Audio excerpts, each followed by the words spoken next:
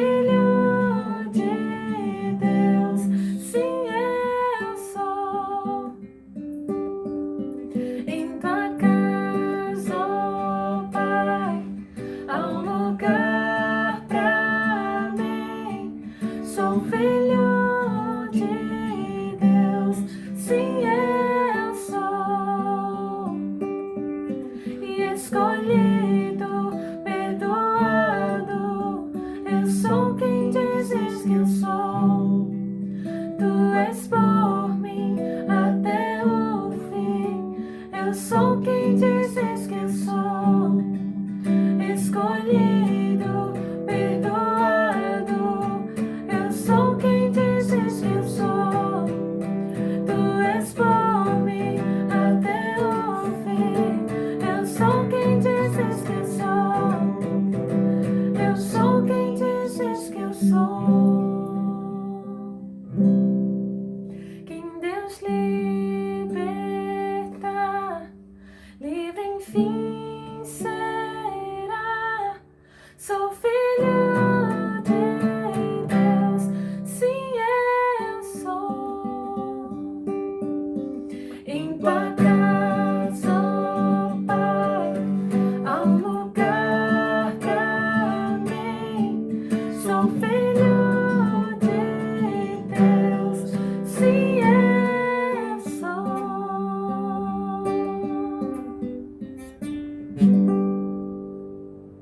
Amém. Amém.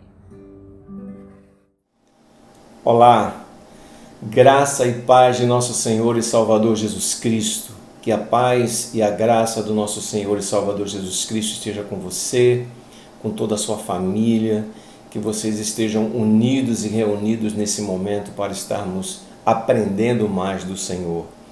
Amém, queridos? É um prazer enorme ter você conosco mais uma vez.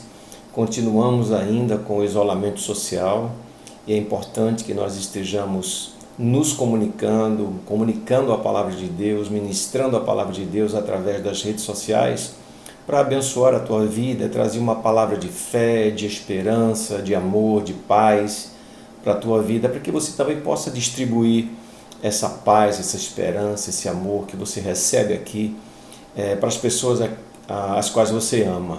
Amém, queridos? Bem, hoje nós vamos tratar de um assunto importantíssimo, mais uma vez.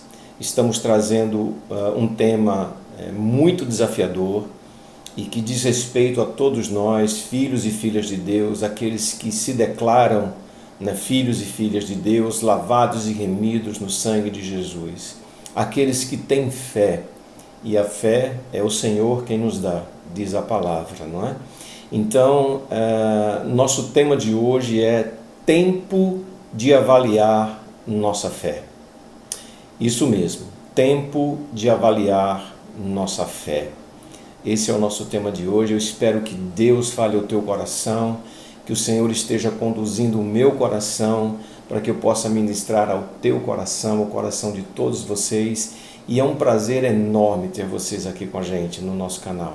E continue aí com a gente, divulgue o nosso trabalho, o nosso canal, para que o canal possa abençoar outras pessoas através dos seus cliques, das suas mãos, enviando aí para os seus amigos, parentes, colegas de trabalho, vizinhos, e nos ajude a propagar a palavra de Deus. Como eu disse, o nosso tema hoje é tempo de avaliar nossa fé. Vamos orar então? Pai querido, Pai de amor, louvado seja o teu santo nome. Obrigado por mais essa oportunidade que o Senhor nos concede, que o Senhor nos dá, nos proporciona, nesse momento ainda, Senhor, em que vivemos o isolamento social. Pai amado, prepara o coração de todas as pessoas que vão estar ao alcance da nossa voz, da nossa imagem, para que essas pessoas sejam abençoadíssimas hoje, Senhor, e que o Senhor possa usar-me de forma poderosa e abençoadora na vida de todos aqueles que estiverem sintonizados com a gente. Muito obrigado por esse momento, muito obrigado por mais essa vez que o Senhor está nos trazendo a oportunidade de ministrarmos uns aos outros. Muito obrigado por esse momento, Pai. Usa-te dele para abençoar, para esclarecer, para consolidar a fé de cada um de nós. Faz assim, Senhor, por favor, em nome de Jesus. Amém. E eu quero ir com você lá no texto, aquele texto maravilhoso, né, do livro de Hebreus, da carta aos Hebreus, onde o escritor de Hebreus, lá no capítulo 11, ele relaciona, né, aquelas pessoas que se colocaram diante de Deus através da fé e fizeram maravilhas na vida de outras pessoas. O capítulo 11 de Hebreus retrata aqueles homens e mulheres do passado em que fizeram a diferença na geração deles. E o capítulo 11 de Hebreus também é dito pelos teólogos, pelas pessoas, como a galeria da fé, a galeria daqueles que exercitaram a sua fé em Deus. Vamos ler aí o capítulo 11, versículo 1, apenas, por enquanto. E diz assim a palavra do Senhor: a fé mostra a realidade daquilo que esperamos. Ela nos dá convicção de coisas que não vemos. Pela fé, pessoas em tempos passados obtiveram aprovação. Eu li Hebreus capítulo 11, versículos 1 e 2. Eu gosto muito de ler histórias bíblicas sobre homens e mulheres de Deus que fizeram a diferença na geração deles, nas suas gerações. Especialmente aqueles que estão citados aqui no capítulo 11 de Hebreus.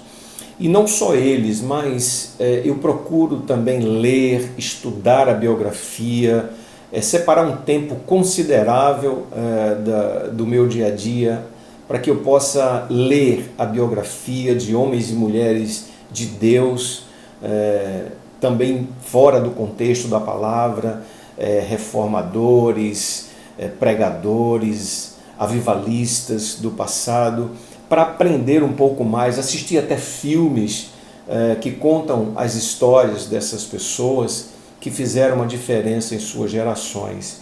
Então eu invisto tempo em documentários, em leituras, para estudar um pouquinho e aprender muito com essas pessoas, sobre a história dessas pessoas. E avaliando tudo isso, né, a gente vai assistindo, lendo e estudando sobre essas biografias, e a gente percebe que essas pessoas que são destacadas em suas vidas espirituais, elas fizeram uma grande diferença, influenciaram demais a vida de outras pessoas por causa da fé em Deus. O capítulo 11 de Hebreus faz um relato imenso, né, sobre a forma maravilhosa de enfrentamento, de lutas grandes, dificuldades, provações e aflições que passaram alguns homens e mulheres. E eu citarei alguns agora, antes de chegar um pouco mais à nossa época, ao nosso século e o século passado. E a primeira pessoa que eu queria destacar aqui é o pai da fé, Abraão. Abraão é intitulado como o pai da fé, porque ele acreditou que Deus, na promessa que Deus tinha feito para ele e para a sua descendência. E eu quero ler lá com você no capítulo 12, de 1 a 3 de Gênesis, Gênesis 12, de 1 a 3, que diz o seguinte. É uma linda história o que nós vamos ler aqui nesses 3 versículos. Percebam o cuidado de Deus com Abraão e com toda a descendência dele. Gênesis capítulo 12, de 1 a 3. E diz assim a palavra do Senhor: Então o Senhor disse a Abraão: saia da sua terra, do meio dos seus parentes e da casa de seu pai, e vá para a terra que eu lhe mostrarei. Farei de você um grande povo e o abençoarei. Tornarei famoso o seu nome e você será uma bênção. Abençoarei os que o abençoarem e amaldiçoarei os que o amaldiçoarem. E por meio de você, todos os povos da terra serão abençoados. Percebem a promessa de Deus, as promessas de Deus, que começou ali no capítulo 12 de Gênesis com o pai da fé, Abraão, e nos alcançou até hoje. Veja que promessa maravilhosa, grandiosa de Deus, que Deus fez ali ao Abraão. E eu quero pular ainda do capítulo 12 para o capítulo 22 de Gênesis. O capítulo 22 de Gênesis, versículo 2 diz o seguinte: veja só o que é que Deus pede para Abraão. Abraão não tinha filhos, já estava idoso, a sua esposa também, e eles queriam um filho, e que Abraão havia se lembrado da promessa de Deus para abençoar a sua descendência, mas ele não tinha filhos. E Deus dá um filho para Abraão, o Isaque, e Deus vai provar de forma definitiva a fé do seu filho Abraão, a fé do pai da fé, Abraão. E lá no capítulo 22, versículo 2 de Gênesis, diz o seguinte: Deus disse: tome o seu filho, seu único filho, a quem você tanto ama, e vá à terra de Moriá, e lá, em um dos montes que eu lhe mostrarei, ofereça-o como holocausto. Percebeu aí a prova da fé do Abraão? Você percebeu aí a intensidade do pedido de Deus? Você pode imaginar o que se passava no coração desse pai, que tinha no coração também a promessa de Deus de abençoar a sua descendência? Você percebe o peso da responsabilidade no coração desse homem? Abraão, o nosso pai da fé. E todos nós sabemos do desenrolar dessa história, né? E Deus providenciou ali no Monte Moriá um cordeiro para ser sacrificado, e Abraão foi testado e aprovado em sua fé. Aleluia! Um outro personagem que eu queria trazer para nós nesse momento é a figura de Moisés, né? Aquele homem maravilhoso que teve uma história de vida tremenda ali no Egito, e Deus o levanta no meio do Egito, né? Criado ali na cultura egípcia, com toda a pompa, e Deus prepara esse homem ali e tira-o do meio do seu povo ali do Egito, da corte do faraó, para encaminhar o povo de Deus rumo à terra prometida. Você pode imaginar o peso da responsabilidade quando Deus testou a fé de Moisés em várias ocasiões? Pois é, Moisés foi testado e também aprovado por Deus em sua fé. Um outro personagem que eu quero fazer você pensar comigo é o Jó, né? Aquele homem íntegro, fiel a Deus, né? E Jó, o livro de Jó conta uma história belíssima de muita luta, muita tristeza, muita perda, mas Deus estava com esse homem todo o tempo. Vamos lá ver o que Jó diz a Deus lá no capítulo 42, versículo 2, que diz o seguinte: eu reconheço que para ti nada é impossível e que nenhum dos teus planos pode ser impedido. E lá no versículo 5 do capítulo 42, a gente lê as palavras de Jó a Deus no seguinte: meus ouvidos já tinham ouvido a teu respeito, mas agora os meus olhos te viram. Percebem agora a proximidade do Jó sofrido, né?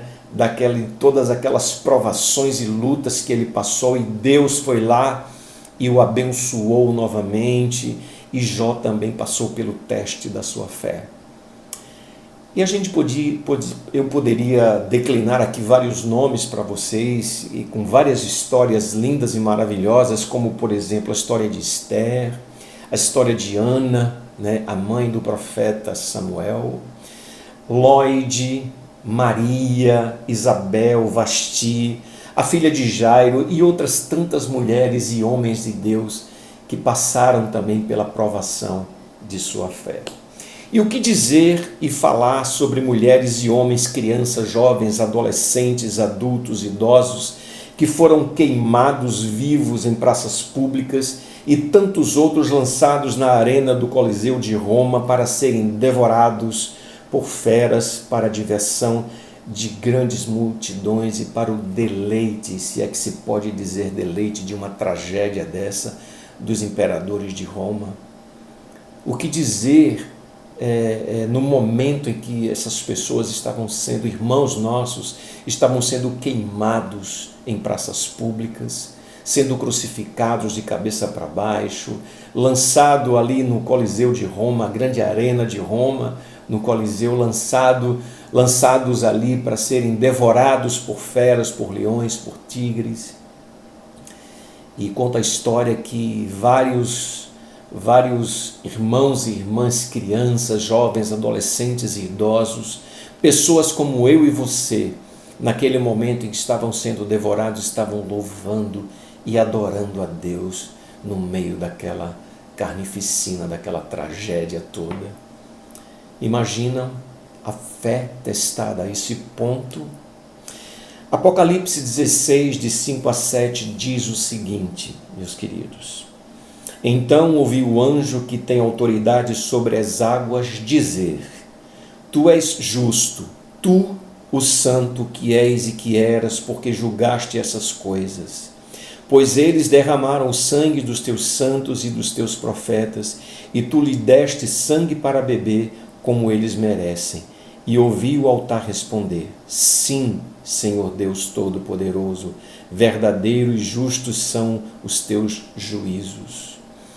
Aqui João está retratando uma das taças da ira de Deus, que, como nós lemos agora, essa taça é virada, é derramada sobre as fontes das águas, e essas fontes das águas se tornaram em sangue. Todas as águas do planeta se transformaram em sangue. E é justamente por conta do juízo de Deus pelo sangue derramado dos seus mártires durante toda a história da humanidade, até o último ser humano que será morto e sacrificado e martirizado pelo amor que tem a Jesus Cristo. Quando pensamos na Igreja do Senhor Jesus nessa geração, nós podemos imaginar o tanto que aguentaríamos se fôssemos tão provados em nossa fé atualmente. Como é que nós iríamos reagir, meus queridos, minhas queridas? Como é que nós agiríamos? Será que estaríamos preparados para sofrermos e até morrermos por causa da nossa fé? É uma pergunta que vai ecoar no teu coração e no meu coração, no coração da gente. Eu acredito que a vida inteira, quando nós paramos para pensar sobre o assunto de fé, até que ponto eu amo a Deus, eu amo a Cristo, até que ponto eu me envolvo no reino, até que ponto eu sou capaz de ir por amor a Cristo, são coisas que nós precisamos refletir na nossa vida diária. Se fôssemos nós que tivéssemos que passar por isso, como é que nós estaríamos reagindo ou agindo? Falando de pessoas mais recentes na história do cristianismo, que podem sim ser exemplos de fé para todos nós, eu quero citar alguns dos homens maravilhosos que passaram por essa terra, por essa vida, e que foram muito provados, e que foram muito perseguidos, e que foram muito testados, e que foram absolutamente aprovados em sua fé. Avivalistas, reformadores, missionários, enfim, pessoas que se entregaram nas mãos de Deus para serem usados e usadas poderosamente para abençoar pessoas. O primeiro aqui eu quero citar Charles Spurgeon, que é denominado pelos teólogos como o príncipe dos pregadores. Charles Spurgeon abalou as estruturas do inferno em sua época em Londres, no Reino Unido. As suas últimas palavras no leito de morte, dirigidas à sua esposa, foram as seguintes. Disse Spurgeon: ó querida, tenho desfrutado um tempo muito glorioso com meu Senhor. Ela, a esposa dele, ao ver, por fim, que seu marido passaria para outra vida, para o outro lado, caiu de joelhos e com lágrimas nos olhos exclamou: ó bendito Senhor Jesus, eu te agradeço o tesouro que me emprestaste no decurso destes anos. Agora, Senhor, dá-me força e direção durante todo o futuro. Essas foram as últimas palavras de Spurgeon e essas foram as palavras da esposa do Spurgeon quando ela viu que ele estava morto ali na sua casa. E no túmulo do príncipe dos pregadores está escrito o seguinte: ele fez questão de fazer essa frase e pedir que fosse colocada em sua lápide lá no cemitério, no seu túmulo. Aqui jaz o corpo de Charles Haddon Spurgeon, esperando o aparecimento do seu Senhor e Salvador Jesus Cristo. Você pode imaginar o quanto esse homem amava Jesus? Conta a história dele que ele foi muito perseguido lá onde ele passava, né? Ele foi muito perseguido.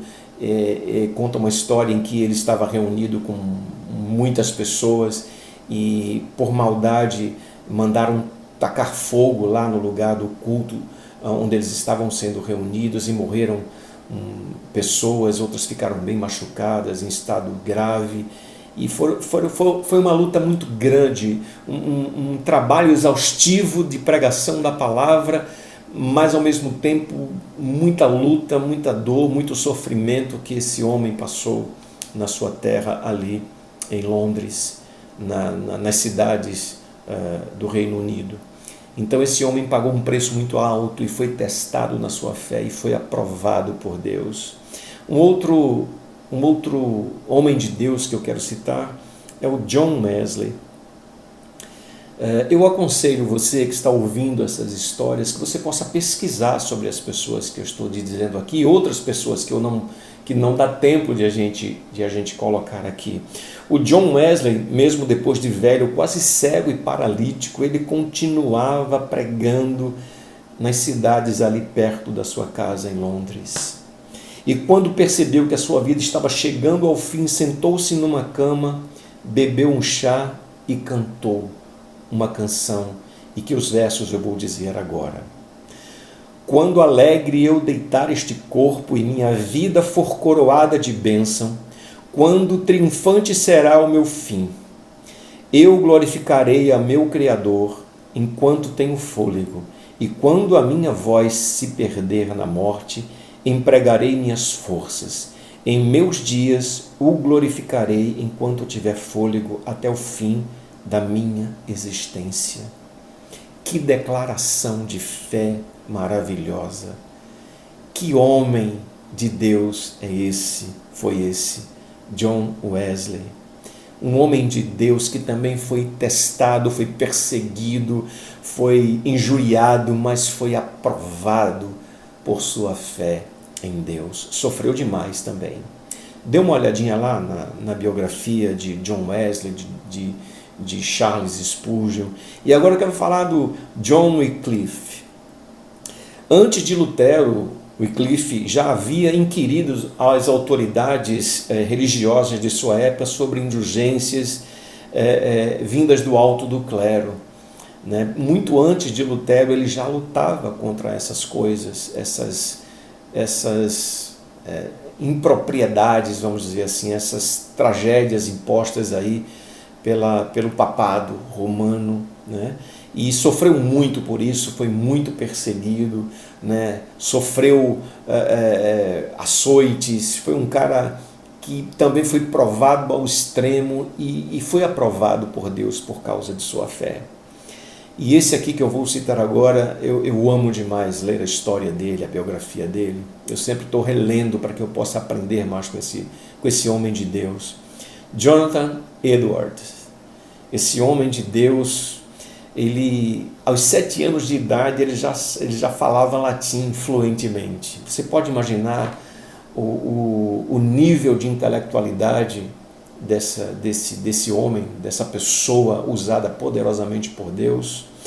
Algumas resoluções que durante toda a sua vida o Jonathan Edwards colocou para si mesmo, para que ele pudesse viver de forma plena a sua fé em Deus, viver de forma plena tudo aquilo que ele pregava. Ele desejava viver tudo aquilo que ele ministrava para as pessoas.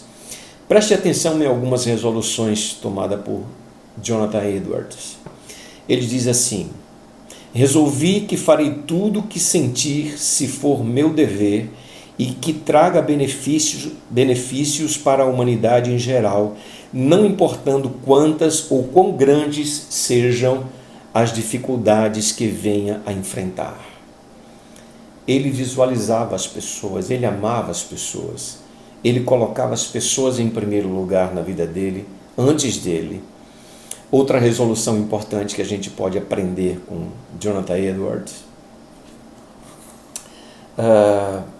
ele diz o seguinte: resolvi jamais desperdiçar um só momento do meu tempo, pelo contrário, sempre buscarei formas como torná-lo mais proveitoso possível.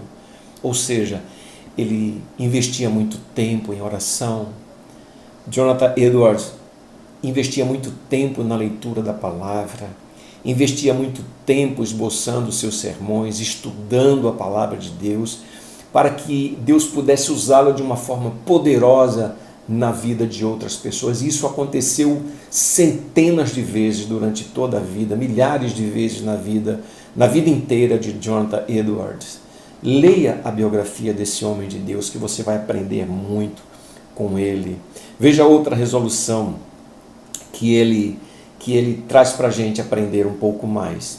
Resolvi jamais fazer alguma coisa que eu não faria se soubesse que estava vivendo a última hora da minha vida. Ou seja, o que ele quer dizer com isso? Viver o dia de hoje como se Jesus Cristo fosse voltar amanhã, como se Jesus Cristo fosse voltar agora.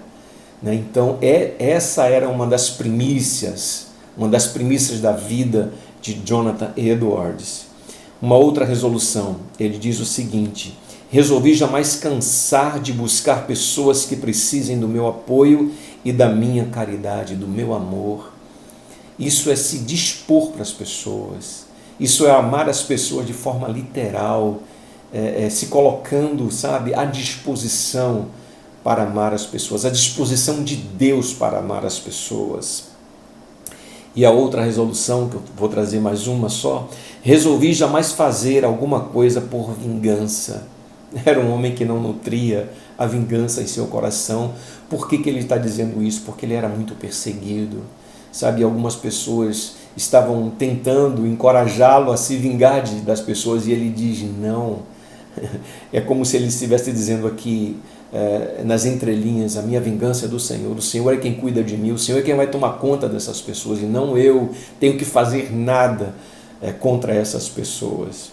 E queridos, um dos sermões mais emblemáticos, mais poderosos que Deus colocou no coração de Jonathan Edwards é um sermão que tem um título, o seguinte, um título muito forte, mas é um sermão que eu aconselho você ler e estudar um pouquinho sobre ele.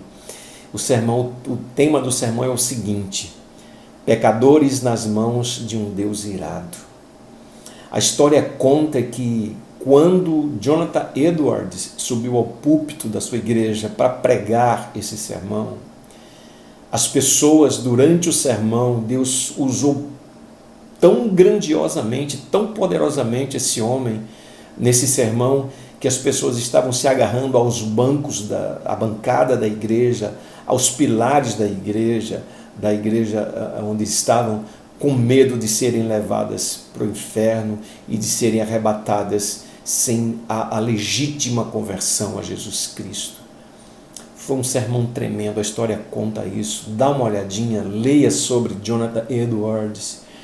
E, mais um pouquinho mais para frente, a gente pode ver também um indiano, que era religioso lá na sua terra, e a gente sabe que a Índia foi um país que foi evangelizado, missionários ingleses investiram o seu tempo, a sua vida para evangelizar o povo da Índia, os indianos, e esse missionário, Sundar Singh, ele foi fruto do trabalho missionário dos ingleses lá. E Sundar, ele viveu lá em 1889 a 1939, 1889 até 1939. Esse homem morreu com 40 anos, ele era chamado o apóstolo dos pés sangrentos, porque ele andava descalço, ele vinha de uma religião hindu da Índia, né? E ele entregou o coração dele para Jesus e resolveu a partir dali estudar a palavra e pregar e sair pelo mundo pregando a palavra. E conta a história que Sundar saiu pelo mundo pregando a palavra e pretendia ir ali no Himalaia pregar para os monges, e ele, ao atravessar aqueles montes gelados ali do Himalaia, aquela área muito gelada, não se ouviu mais notícia, não se viu mais o Sundar depois daquele evento. E pode acreditar, meus queridos, que esse homem, ele investiu o tempo dele aos pés de Cristo para poder ganhar muitas vidas para Jesus. Ele foi testado e provado em sua fé, e ele colocou no coração que ele tinha uma missão a cumprir, que era de pregar o Evangelho de Jesus Cristo para aqueles que não conheciam.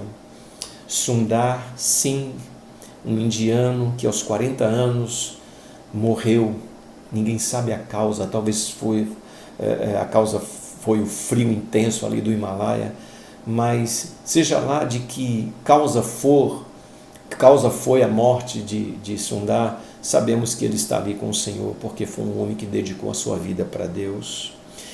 E sabe, queridos, chegando um pouco mais assim na década de 50, nós temos a história de Jim Elliot, um missionário transcultural, né, americano, e eu vou contar um pouquinho da história, vou ler aqui a história dele para vocês, um trecho da história, para que vocês possam entender um pouco sobre a vida desse homem, mais os 4 amigos dele. O missionário transcultural Jim Elliot. A história de Jim Elliot e seus 4 amigos é uma história de grandes eventos missionários e das mais empolgantes e inspiradoras para todos nós. Jim Elliot orava constantemente. Em sua oração ele pedia o seguinte: consuma minha vida, Senhor. Eu não quero uma vida longa, mas sim cheio de Ti, Senhor Jesus. Satura-me com Teu óleo, com o óleo do Teu Espírito. Era assim que ele orava: Senhor, eu não quero uma longa vida, me consome, mas antes que eu parta, eu quero fazer, eu quero promover a liberdade das pessoas conhecerem a Jesus Cristo. Jim Elliot convenceu seus 4 amigos, né, para que pudessem ir com ele, né, que trabalhavam com ele numa rádio de difusão do Evangelho, e participarem da escola linguística juntamente com a sua esposa Elizabeth. Né? Mais tarde, os seus amigos e suas esposas foram para o Equador, né, para trabalhar com os índios Quechua, lá do Equador. No Equador, um piloto missionário chamado Nate Saint e sua esposa juntaram-se ao grupo, conseguiram estabelecer uma estação de missão entre os índios Quechua. Né? Jim e a sua esposa Elizabeth trabalharam na tradução do Novo Testamento para a língua dos Quechuas. Nesse tempo, Jim se lembrou dos índios Aucas, hoje conhecido como Huaranis, que tinham a fama de serem muito violentos e que não possuíam nenhum contato com o mundo exterior. Então eles se juntaram, Jim Elliot e mais 4 amigos, e começaram a fazer o trabalho de evangelização dos índios. E essa tribo dos Aucas, eles não tinham nenhum contato com a civilização, né, com o mundo exterior. E continuando a história, com o propósito de levar o evangelho aos índios, os Aucas, o grupo começou a elaborar um plano que ficou conhecido como Operação Auca. E eles começaram a sobrevoar, né, o piloto, né, que também fazia parte da equipe do Jim Elliot, né? O Saint, né? O Nate Saint, tinha um avião e começou a sobrevoar a área, jogava presentes para os índios, para tentar manter um contato, né? E eles conseguiram estabelecer esse contato com os índios, encontraram, o piloto encontrou um lugar no enseada, perto de um rio, perto da aldeia, e conseguiu pousar o avião ali. Então eles começaram a ter contatos e fizeram um acampamento ali, e ali levaram comida, e ali começaram a ter contato visual de longe com aqueles índios. E para surpresa de todos ali, no dia 8 de janeiro de 1956, alguns índios lá chegaram com flechas e lanças e mataram todos os 5 missionários. Que tragédia, né, queridos? Que tragédia, a gente pode pensar. Mas como é que pode acontecer isso? Homens de Deus ali, sabe, fazendo a obra do Senhor, tentando, evangelizar pessoas que precisavam intensamente da salvação de Jesus Cristo. E por que Deus permitiu que isso acontecesse? Tudo tem um propósito, meus queridos. A partir desse momento da morte desses 5 missionários, as esposas deles, né, apesar da grande dor que sofreram, decidiram continuar com a missão e algum tempo depois foram bem-sucedidas na evangelização dos Aucas. Você pode imaginar o coração dessas mulheres? A fé que essas mulheres tinham, desenvolveu no coração delas essa fé em Deus, de terem seus maridos sendo trucidados, mortos, né, por aqueles índios, e elas pegaram o cajado, tomaram a responsabilidade de continuarem o trabalho de evangelização e conseguiram evangelizar os Aucas. A tribo foi evangelizada e alguns anos mais tarde o assassino de Jim Elliot, o índio que assassinou o chefe da missão, Jim Elliot, agora convertido no Senhor Jesus e líder da igreja na sua aldeia, batizou a filha de Jim Elliot e Elizabeth no rio onde seu pai tinha sido morto. Você pode imaginar o impacto na vida das pessoas que ouviram essa história, onde essa história alcançou o coração das pessoas. Você pode imaginar o amor dessas mulheres por esses índios, os Aucas, que mataram os seus maridos. Você pode imaginar o que Deus transformou essa tragédia? O índio que assassinou o Jim Elliot foi quem batizou a filha dele, de Jim Elliot, no rio, ali onde seu pai havia morrido. Que história linda! E continuando, hoje Steve Saint, o filho do piloto Nate Saint, que também estava entre os 5 missionários que morreram, é missionário, né? O Steve é missionário junto com um dos índios que matou seu pai e vive no Equador hoje, até hoje, né? Então você vê que o Steve foi lá, né? E amou esse índio que assassinou seu próprio pai. Todos sabiam que os Aucas eram selvagens e matavam.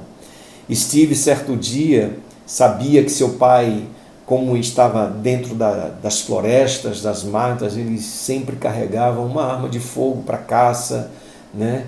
E Steve um dia teve a curiosidade de perguntar ao pai dele, ao Nate, disse: pai, se os índios atacarem você, você vai se defender? Você vai usar as armas? Nate respondeu o seguinte: filho, não podemos atirar nos Aucas, porque eles não estão prontos para ir ao céu. Nós sim estamos. Ou seja, ele estava disposto a perder a sua própria vida por amor daqueles índios, para que Deus pudesse fazer uma obra extraordinariamente maravilhosa na vida daquelas pessoas, daqueles índios. Então, você vê que contraste, né? Que história triste, mas ao mesmo tempo linda espiritualmente. E sabe, queridos, os 5, Jim Elliot, Ed McClolley, Peter Fleming, Nate Sainten e Roger Elderian, foram assassinados. E tem um filme que eu queria recomendar que você pudesse estar assistindo. O filme se chama Terra Selvagem. Terra Selvagem. Eu vou deixar aqui na descrição do vídeo o link para que você possa acessar aí, se você quiser. Procure lá no YouTube, né, Terra Selvagem, ou o link que você pode também ver na descrição do vídeo. E mais recentemente nós temos aqui um missionário jovem de 26 anos, em 2017, o John Allen Chau, né? Ele foi evangelizar um arquipélago ali nas águas limítrofes da Índia, nas ilhas Andamão, né, no país da Índia, no arquipélago de Andamão. E ali nessa ilha existem entre 50 e 400 índios que nunca tiveram contato, isolados, nunca tiveram contato com nenhum contato com seres humanos, com pessoas fora do convívio da ilha onde eles estavam. Então o John, ele com o coração ardendo por missões, sabendo que aquele povo não tinha sido alcançado pela graça de Cristo, ele se dispôs a ir lá e fez alguns contatos, deixou algumas coisas, o mesmo trabalho que o Jim Elliot e sua equipe fez ali, distribuindo coisas para os índios presentes, o John fez. E aconteceu que John chegou na ilha pensando que aqueles índios estavam receptivos para receber a palavra de Deus, e terminou que a história foi triste. O John, ele foi assassinado pelos índios lá, ele foi morto pelos índios, ele recebeu flechadas e lanças no seu corpo e foi morto ali, fazendo aquele momento missionário que não deu certo ali naquele momento. Mas Deus tem propósitos para esse povo, para esses indígenas isolados ali no arquipélago das ilhas Andamão, ali na região do Mar da Índia. E nós sabemos que Deus tem propósitos em todas as coisas. 26 anos de idade, o John partiu para a eternidade e nutria no seu coração a fé em Cristo Jesus, de que Deus poderia usá-lo para salvar a vida daqueles índios ali não alcançados, daquele povo não alcançado. E sabe, queridos, eu poderia falar de muito mais pessoas aqui, como o pastor David Wilkerson, que tem um livro maravilhoso que eu aconselho você ler, A Cruz e o Punhal, muito interessante. Esse pastor lá nos Estados Unidos, em Nova York, ele e sua igreja, ele trabalhava com os drogados ali na época, na década de 70 e 80, onde o crime era muito forte ali. E eu aconselho você a ler a biografia de David Wilkerson, ler o livro dele, A Cruz e o Punhal, e tem até um filme, Corra, Nick, Corra. Você também pode pesquisar e assistir esse filme, porque assim, tem muitas outras pessoas que nós poderíamos falar, como por exemplo Martin Lloyd Jones, William Seymour, Billy Graham. Billy Graham tem uma história belíssima, né? Billy Graham, no século passado, no século XX, foi um dos homens mais com o coração ardendo de evangelismo, no coração pela fé em Cristo para ganhar pessoas. E existem histórias maravilhosas na biografia de Billy Graham. Pode dar uma olhadinha lá que você vai se edificar, vai encher o teu coração de alegria. Por que não falar também de John Hus aqui, que tem uma história belíssima que eu vou pregar um dia sobre os moravianos, para vocês entenderem um pouquinho a história de John Hus. George Miller, Leonardo Ravenhill, George Whitefield, John Newton. E quando eu falo sobre missionários que já se foram, eu lembro de missionários contemporâneos. E eu quero citar um casal maravilhoso que eu conheço de perto, e que eu tenho um maior carinho. A nossa família tem um amor muito grande, a nossa igreja, a PIBEM, também tem um amor muito grande. Falar de Santo Selegati e Célia Selegati, dedicando a sua vida inteira para evangelizar os indígenas. Convivi com Santo e Célia durante 5 anos, em que nós estávamos, eu e minha família estávamos ali servindo ao Senhor no Palavra da Vida, e Santo na missão vizinha nossa ali junto, no mesmo lugar, praticamente ali no mesmo local, a missão Novas Tribos do Brasil, onde Santo e Célia serviam ao Senhor, e nós ali no Palavra da Vida, e nós nos conhecemos ali em 92 e convivemos juntos até 95, e aprendi muito com Santo e Célia Selegati. Tem histórias lindas aí de Santo e Célia Selegati trabalhando junto ao povo indígena do Brasil. Atualmente eles estão aqui numa tribo no nosso estado de Pernambuco, evangelizando os índios. Uma história linda e que eu conheço de perto. Santo e Célia Selegati, Deus os abençoe muito. Nós amamos muito vocês, nós oramos por vocês. Vocês são muito importantes para nós. Um abraço da igreja, da nossa igreja para vocês. E sabe, queridos, diante de todas essas biografias que a gente pode pesquisar e ler, a gente detecta algo importante nessas pessoas. Eles eram pessoas como nós. Pessoas que foram usadas poderosamente por Deus, que foram testadas em sua fé, que foram aprovadas por Deus em sua fé. E sabe, nós temos muito que aprender com eles, mas eram pessoas iguais a nós, como a gente como a gente.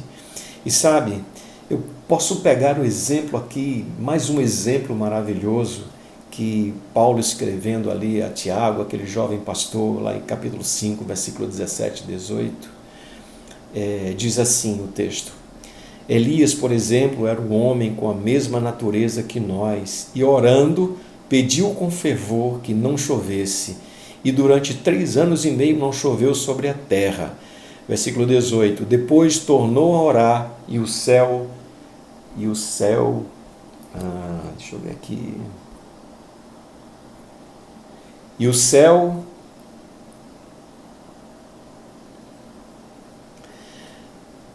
E sabe, queridos, e diz o texto lá de Tiago, capítulo 5, versículos 17 e 18. Elias, por exemplo, era um homem com a mesma natureza que nós, e orando pediu com fervor que não chovesse. E durante 3 anos e meio não choveu sobre a terra. Depois tornou a orar, e o céu deu chuva, e a terra voltou a produzir seus frutos. Que fé! Leia a história lá de Elias, de Eliseu, esses homens que Deus usou poderosamente na vida de tantas pessoas. Todos esses exemplos que nós citamos aqui, falamos de pessoas que buscavam a Deus, amavam o Senhor, se dedicavam a Deus, buscavam a santidade, viviam em integridade de coração, liam a palavra, os profetas, ouviam as histórias dos antigos que eram passadas para o povo do Antigo Testamento, né? E eles viam um testemunho que era contado de geração em geração, e isso edificava o coração dessas pessoas, e elas intencionalmente elas buscavam a Deus, buscavam o poder do Senhor para serem usadas, utilizadas por Deus como instrumento na vida das pessoas. Gente que orava muito, que lia a palavra, que dava testemunho de Jesus, que confessa pecados, que se arrepende com sinceridade de coração e diz: Senhor, eu estou aqui, a minha vida te pertence, usa-me como tu queres, eu sou teu filho.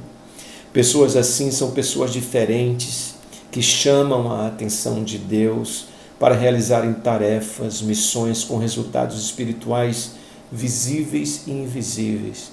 E sabe, queridos, alguém pode até perguntar: qual é a recompensa que Jim Elliot e seus amigos tiveram? Qual foi a recompensa que os familiares deles tiveram? Qual foi a recompensa que a família do John, aquele jovem americano de 26 anos que em 2017 foi morto pelos índios ali naquela ilha da Índia? o que é que se ganha com isso, sabe? Mas eu tenho uma palavra de Deus para você. Tudo que nós fazemos para o Senhor, todo o tempo que nós dedicamos a Deus, tudo que nós fazemos para o Senhor, tudo que nós produzimos espiritualmente para o Senhor, a nossa recompensa está no céu. Deus nos abençoa, sim, aqui, ainda em vida, sim, claro, cremos nisso, mas a nossa recompensa maior está na eternidade, está no céu nos esperando, nos aguardando, e é esse ponto que nós precisamos dar foco, sabe, queridos? A nossa recompensa está na eternidade e não aqui. Pessoas que sabem e sabiam e sabem que tem Deus como protagonista de sua história, de suas vidas.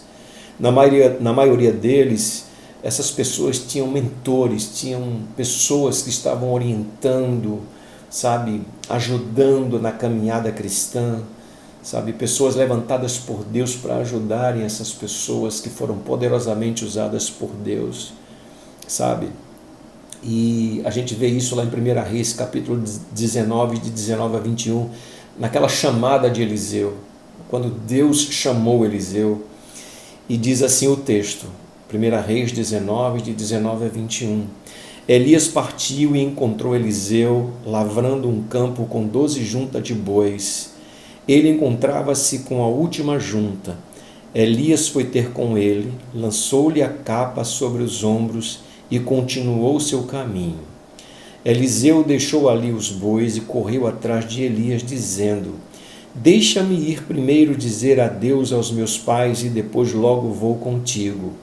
Elias respondeu-lhe: Vai e volta depois bem viste o que eu te fiz.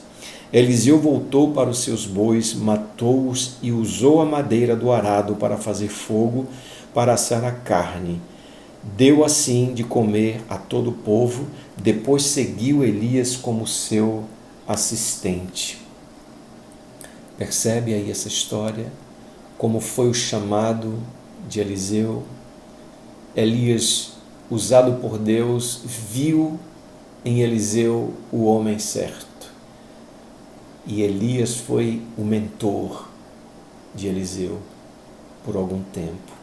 Ninguém cresce na vida sozinho. Na vida espiritual nós precisamos, sabe, de Deus, de Jesus, da assistência do Espírito Santo, mas precisamos sim de pessoas que nos ajudem na nossa caminhada cristã.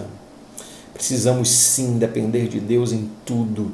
E Deus está disposto, está com o coração, sabe, disposto a usar pessoas na minha vida, na sua vida, para nos instruir, para nos ajudar, para nos direcionar para o centro da vontade dEle, nos corrigir, sabe?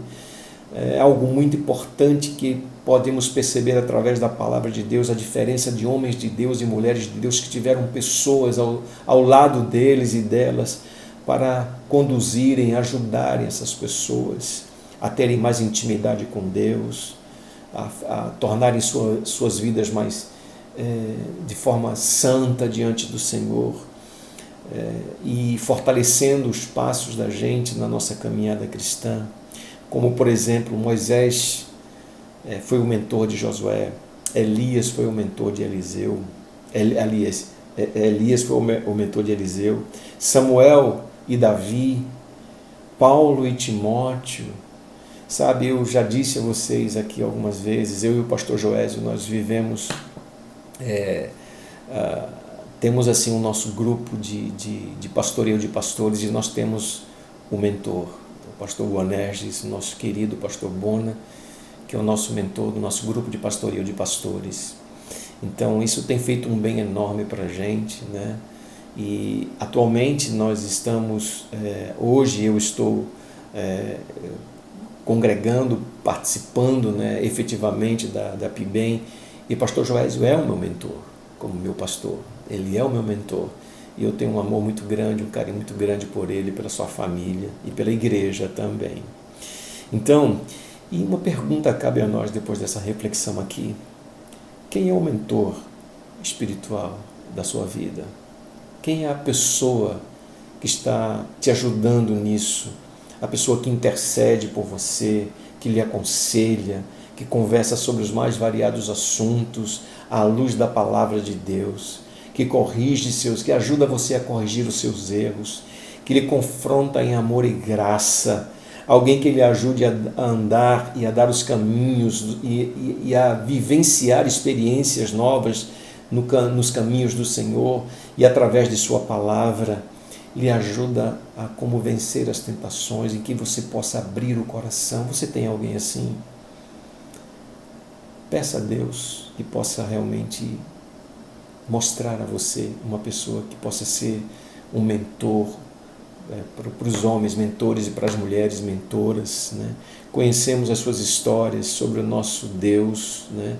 Conhecemos a história de pessoas que foram mentoreadas e muito abençoadas por Deus através das pessoas que foram usadas e levantadas por Deus para mentorearem outras. A história de todos os homens de Deus e mulheres de Deus, dentro e fora da Bíblia, está repleta de registros de suas confissões de pecados, de quedas, após caírem em diversas tentações, de arrependimento. A história dessas pessoas estão, assim, muitas vezes repletas de tropeços, mas que, pela graça de Deus, arrependidos, voltam e retomam a caminhada cristã, e tem lá um mentor, uma mentora que pode realmente ajudar a gente nesses momentos difíceis. Que coisa boa a gente pensar nessas coisas. Que coisa boa a gente pensar, né, no trabalho que Davi, o trabalho de Samuel na vida de Davi, do rei Davi, que foi o homem segundo o coração de Deus, né? E a gente vê ali o apóstolo Paulo também usando a sua prerrogativa de apóstolo dos gentios, ministrando na vida de tantas pessoas, mentoreando tanta gente, como o próprio Timóteo, Tiago, né, como o próprio João Marcos, né, e uma história de vida maravilhosa. Deus se revela e se manifesta em nossas vidas, mais ainda em meio às nossas fraquezas. E quando a gente está fraco, né, que a gente está fraquejando na caminhada, Deus está com a sua graça disponível para que a gente possa lançar mão dela e continuar a caminhada. E é muito bom nesse momento quando Deus levanta na nossa vida alguém que pode nos ajudar como mentor, como mentora da gente, para nos ajudar. Várias outras lições nós podemos aprender lendo e estudando, assistindo filmes de pessoas, de vidas de outros homens e mulheres de Deus ao longo da história do povo da igreja, do povo de Deus e da igreja. Mergulhe nesse mar maravilhoso de conhecimento. Veja lá os homens e mulheres de Deus que podem, através de sua biografia, edificar a tua vida. Você pode olhar e talvez até se enxergar na vida de alguns personagens que você vai ler dessas biografias. Que não venhamos a nos acomodar em nosso relacionamento com Deus e na nossa caminhada cristã. Nós precisamos reagir, porque a nossa fé está sendo testada todo dia, né? O diabo, como eu já digo, né, trabalha 24 horas para nos destruir, e Deus está trabalhando 24 horas para nos proteger, nos guardar, nos suprir, nos ensinar, levantando pessoas para nos abençoar. Cada geração precisa ter seus heróis da fé. Cada uma geração. A geração passada já se foi. Agora, quem são os que se dispõem a serem levantados por Deus para ser exemplos de fé nessa geração? Você está disposto a isso? Está disposta a isso? Você é capaz de se colocar na mão de Deus e dizer: Senhor, eu quero ser diferencial nessa minha geração aqui? Onde estão os que dirão ao Senhor, como fez Isaías: eis-me aqui, envia-me a mim? Onde estão aquelas pessoas que podem dizer o que Isaías falou, né, para serem usados e usadas poderosamente como referências espiritual para essa e para as próximas gerações? Onde estão os homens e mulheres, jovens, adolescentes, adultos e idosos que se dispõem a poderem estar se disponibilizando nas mãos do Senhor para impactar a vida das pessoas através da fé em Deus.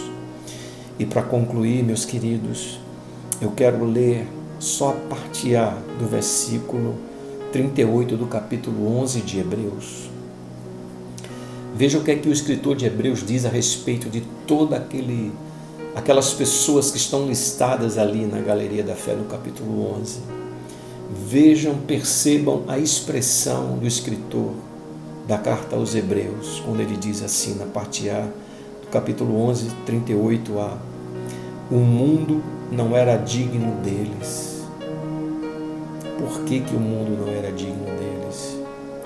Porque eles estavam dispostos a entregarem suas vidas por amor a Cristo, declarando Jesus Cristo como o único e suficiente Salvador de suas vidas. E isso era perigoso demais e continua sendo perigoso em alguns momentos dessa geração que nós vivemos. Continua sendo perigoso em alguns países no mundo. Nessa ilha em que o jovem John, de 26 anos, em 2017, foi morto ali. Continua sendo perigoso professar a fé em Cristo. A nossa fé, sabe, queridos, é testada de uma forma mais intensa à medida em que buscamos mais a Deus, à medida em que nós mergulhamos mais profundamente no conhecimento das verdades do Senhor. Qual é o preço que nós pagaríamos para estarmos vivenciando experiências de fé como a desses homens aqui? Que Deus possa abençoar teu coração, a tua vida, que o Senhor possa te ajudar a compreender o amor dEle, a graça dEle sobre você. E se disponha, esteja disponível para o Senhor, esteja pronto, esteja pronta para obedecer a Deus. E sabe, não se preocupe se você vai correr riscos, se não vai, se vai faltar alguma coisa, se vai ser suprido ou não. Não se preocupe com isso. O que é importante é você estar disponível nas mãos do Senhor. Amém? Vamos orar? Pai querido, Pai de amor, muito obrigado por esse momento, por essa hora onde podemos aprender sobre tantas pessoas, tantos homens e mulheres do Senhor, que nos ensinam, que trazem lições, que foram provados, que foram mortos, que foram, perseguidos por amor a Jesus. Senhor, prepara a gente para estarmos vivenciando experiências novas contigo. Coloca no nosso coração o desejo ardente de te buscar mais, de estarmos mais aos pés do Senhor, de buscarmos a santidade, de vivermos em integridade de vida e que nós possamos imitar Jesus Cristo e que nós possamos ser a diferença nessa geração e para gerações que virão ainda, até o dia da vinda do Teu Filho Jesus.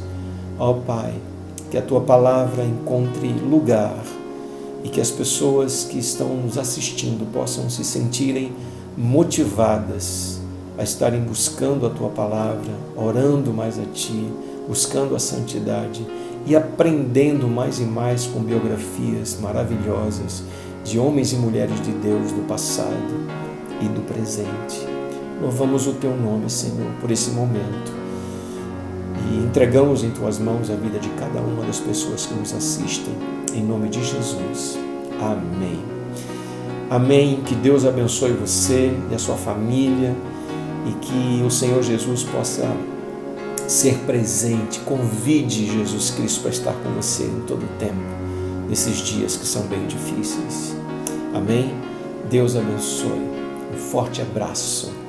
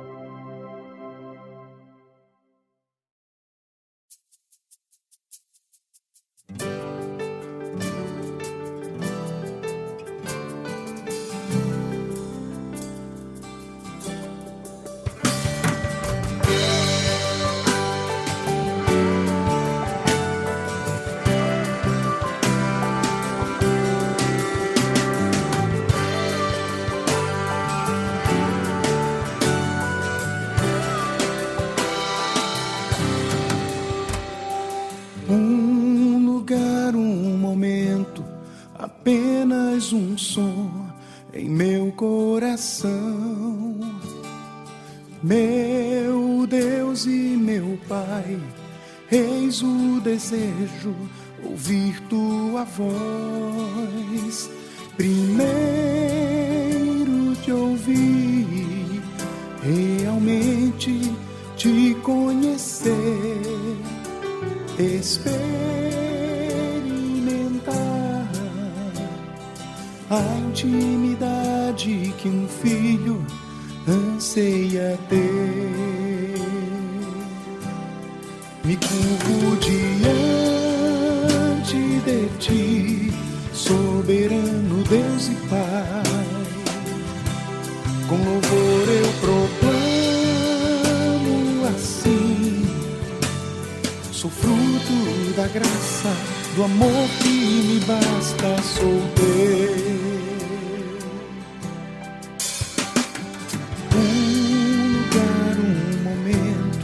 Apenas um som em meu coração. Meu Deus e meu Pai, eis o anseio, ouvir tua voz. Primeiro te ouvir, realmente te conhecer,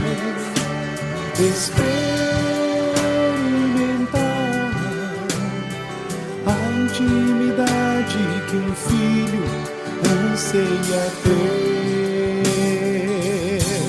Me curvo diante de ti, soberano Deus e Pai. Com louvor eu proclamo assim: sou fruto da graça, do amor que me basta, sou teu.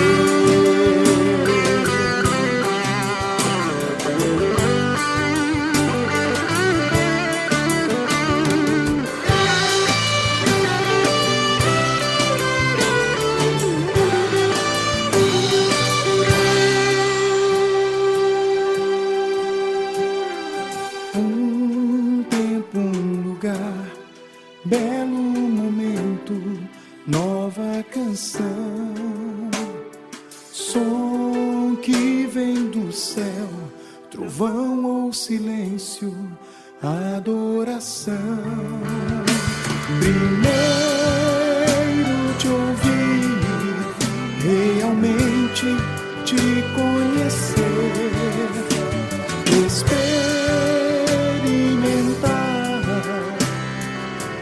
intimidade que um filho anseia ter. Me curvo diante de ti, soberano Deus e Pai. Com louvor eu proclamo assim: sou fruto da graça, do amor que me basta, sou teu. Diante de ti, soberano Deus e Pai. Com louvor eu proclamo assim: sou fruto da graça, do amor que me basta, sou teu.